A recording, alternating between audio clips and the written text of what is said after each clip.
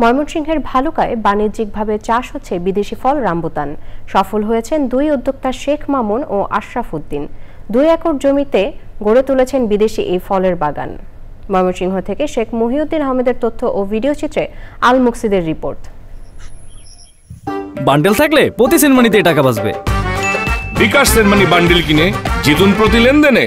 লিচুর মতো দেখতে ফলটির নাম রামবুটান। বিদেশি এই ফল উৎপাদন করে তাক লাগিয়ে দিয়েছে ময়মনসিংহের ভালুকার 2 উদ্যোক্তা।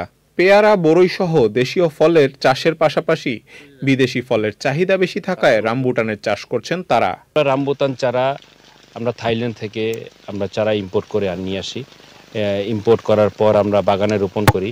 বাগানে রোপণ করার 1.5 বছর পরেই আমাদের বাগানে অল্প কিছু ফল চলে আসে। এই বছর হচ্ছে আপনার আমাদের গাছে প্রায় কোনো গাছে 100 কেজি, 120 কেজি, কোনো গাছে 80 কেজি, 90 কেজি, এইভাবে আমাদের ফল আসতে থাকে। বিদেশি ফলের এই বাগান দেখতে দেশের বিভিন্ন জায়গা থেকে আসছে উদ্যোক্তারা। সুন্দরভাবে এখানে চাষ করা হয়েছে, আমরা দেখে আনন্দিত।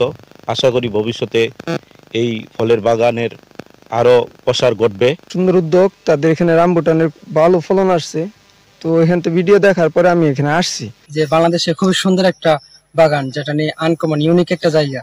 তখন আমরা নরসিংদী থেকে আমার কাকা জাহিদ ওর মোটর সাইকেলে করে এখানে আসছি দেখার জন্য। কৃষকদের রামবুটান সহ উন্নত জাতের ফল চাষে উৎসাহী করার পাশাপাশি প্রয়োজনীয় পরামর্শ দেওয়া হচ্ছে বলে জানায় কৃষি বিভাগ। ভালুকার মাটি হচ্ছে অ্যাসিডিক সয়েল, কিন্তু লাল মাটি, যেটা হচ্ছে ফল উৎপাদনের জন্য খুব উপযোগী।